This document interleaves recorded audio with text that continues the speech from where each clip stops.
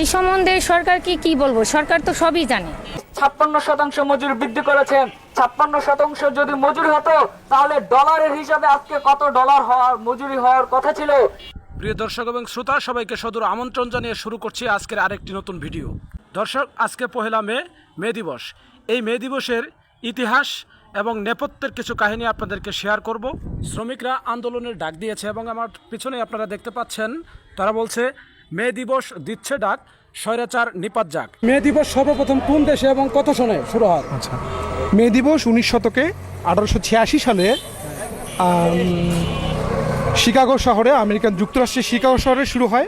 আসলে এটার ইতিহাস আরও একটু পুরনো, মানে এটা পুরো 19 শতক ধরে 1806 থেকে 1840 বড় বড় অনেকগুলো ওখানে শ্রমিকরা র্যালি করে, মিছিল করে, কারখানায় কারখানায় অসন্তোষ তৈরি হয় তুলা শ্রমিকদের, ওখানে বস্ত্র শ্রমিকদের মধ্যে।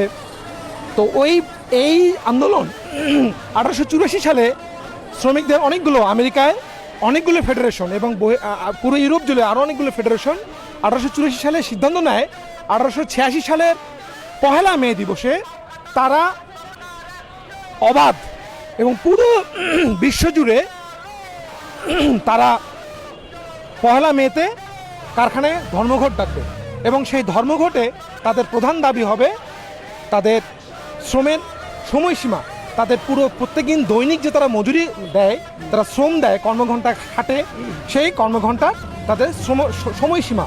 কারণ তার আগে আমরা জানি তাদের ঘুমের কোনো ঠিক ঠিকানা ছিল না, তাদের মজুরির কোনো ঠিক ঠিকানা ছিল না। ফলে 1884 সালে শ্রমিকদের সিদ্ধান্ত নেয় 1886 সালে 1 মে দিবস থেকে এই দিবসটি তারা পালন করবে এবং পুরো যুক্তরাষ্ট্র জুড়ে তারা এমন একটা ধর্মঘট করবে যে ধর্মঘটের মধ্য দিয়ে সারা পৃথিবীতে জানে, যাতে মেসেজটা যায়, যাতে খবরটা ছড়িয়ে যায় যে শ্রমিকরা 8 ঘন্টা শ্রম, 8 ঘন্টা ঘুম এবং 8 ঘন্টা বিনোদন কিংবা তাদের স্বাধীনভাবে যা খুশি তাই করবে। কত সন থেকে কার্যকর হয়? আসলে 1886 সাল থেকেই কার্যকর হয়। গত 24শে এপ্রিল রানা প্লাজা ধ্বংসের 11 বছর পূর্ণ হয়েছে, এখনও অনেক বিচার সম্পন্ন হয়নি। এই সম্বন্ধে আপনি কি বলবেন? এই সম্বন্ধে সরকার কি বলবো? সরকার তো সবই জানে যে বিচার হইতেছে না, কারণ বিচার তো হবে না। তারা ধনী লোক, তার কাছে টাকা আছে, পাওয়ার আছে। তারা বিচার হবে না এটা জেনে আপনারা কেন আন্দোলন করছেন? তাহলে আপনারা বিচার হবে, আন্দোলনের শেষ সীমানা কোন?